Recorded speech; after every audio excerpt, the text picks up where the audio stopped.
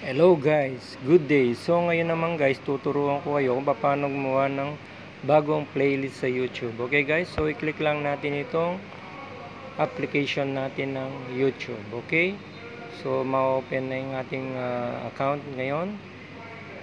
Tingnan natin, ayan. Tapos i-click nyo yung account nyo, yung upper side na icon, then your channel. Ayan.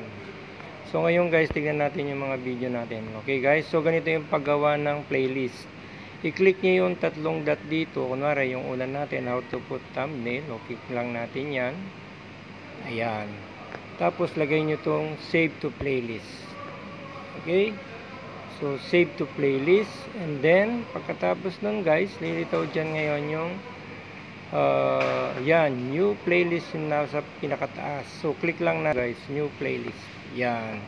Tapos lagay lang natin dito YouTube tutorial. Lagay natin yung title, kunwari YouTube tutorials. Ayan.